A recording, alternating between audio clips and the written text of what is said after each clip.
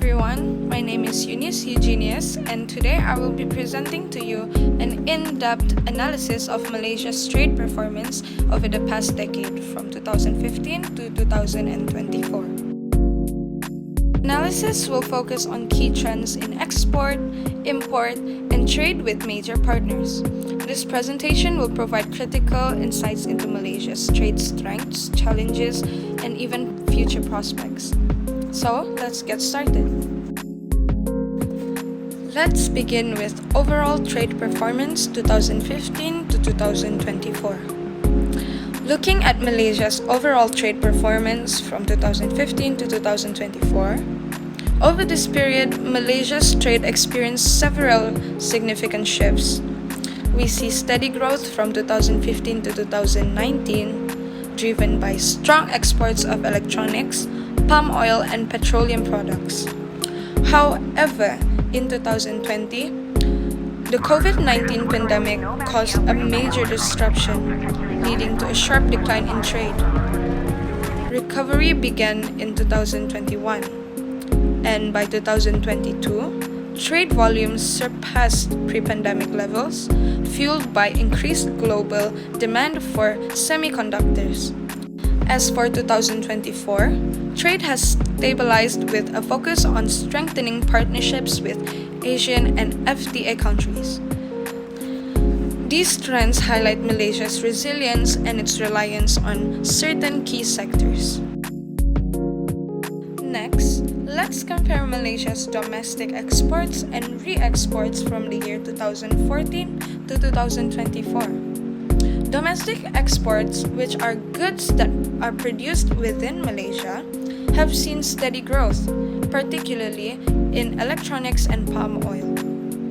Meanwhile, re-exports, which are goods that pass through Malaysia for resale abroad, have fluctuated, especially during the pandemic when global supply chains were disrupted.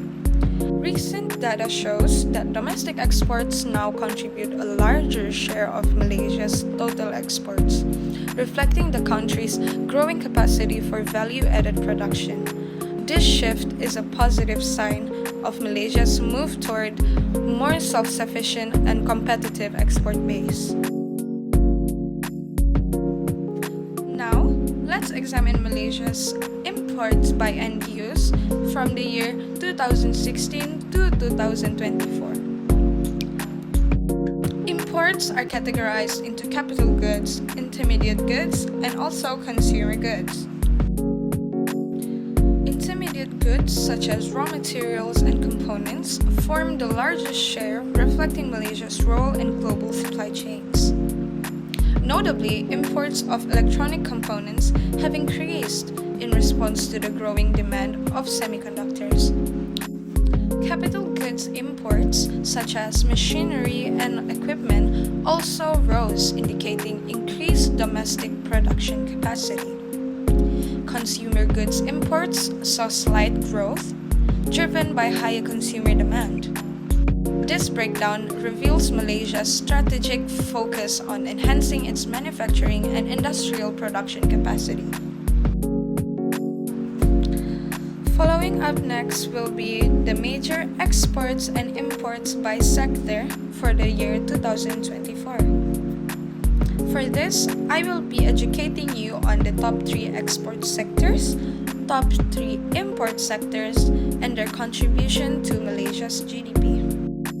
Looking specifically at 2024, the leading export sectors are electronics, palm oil, and chemicals.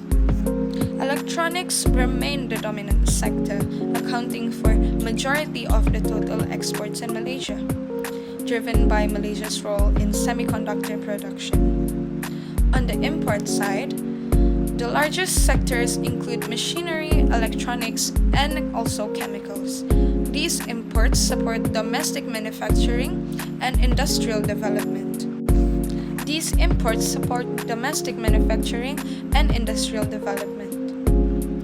The growth of electronics sector in particular reflects Malaysia's integration into global supply chains for advanced technologies, with strong demand from trading partners like China and the US. Now, let's look at the major export destinations and import sources for the year 2024.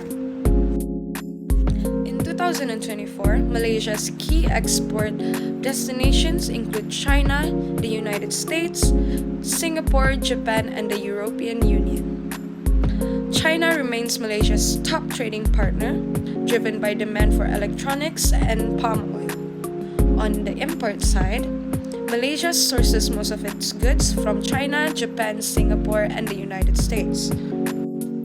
The dominance of these partners underscores Malaysia's resilience on regional and global supply chains. Partnerships with FTA countries within ASEAN also play a critical role in ensuring competitive market access and preferential tariffs. Moving on, let's talk about the trade of FTA countries in Asia. I will be including share of Malaysia's trade with Asian countries and the impact of Asian FTAs on trade performance. Malaysia's trade with Asian FTA partners is a cornerstone of its trade policy. Through Asian trade agreements, Malaysia enjoys reduced tariffs, greater market access, and more efficient supply chains. Asian members collectively account for a percentage of Malaysia's total trade, with Singapore, Thailand, and Vietnam being the most significant partners.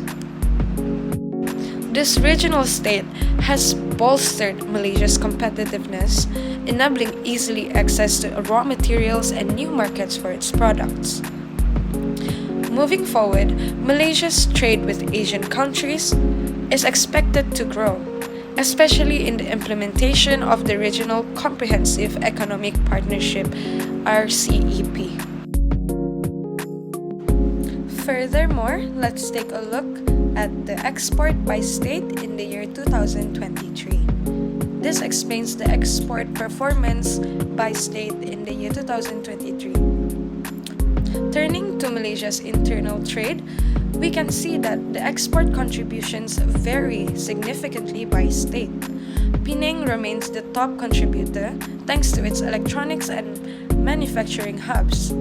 Johor also plays a key role due to its proximity to Singapore and its industrial zones. Johor also plays a key role due to its proximity to Singapore and its industrial zones. Other high-contributing states include Selangor and Sarawak. States with lower export contributions are often more reliant on agriculture or tourism rather than manufacturing. This disparity highlights regional economic differences, emphasizing the need for targeted support to boost production capacity in less industrialized states.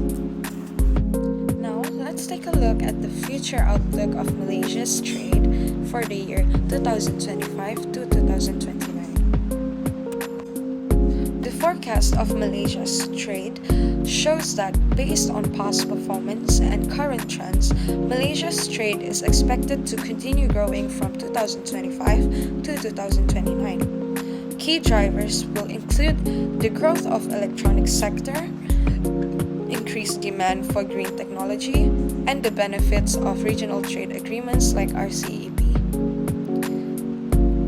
Malaysia's resilience on semiconductor production positions it well for growth, but potential challenges include geopolitical shifts and global economic slowdowns. Diversifying trade partners and sectors will be critical for sustainable growth. We have now reached the end of my presentation. So to sum it up, I would like to share to you some concluding insights and recommendations. In conclusion, Malaysia's trade has shown remarkable resilience, recovering from the COVID-19 shock and capitalizing on strong global demand for electronics and palm oil. Moving forward, Malaysia should first diversify its export base to reduce reliance on electronics. Second, strengthen trade ties with Asian and FTA partners.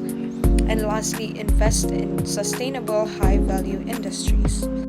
These steps steps will ultimately help Malaysia enhance its trade balance, boost its GDP, and remain competitive in the global economy. Thank you for your attention and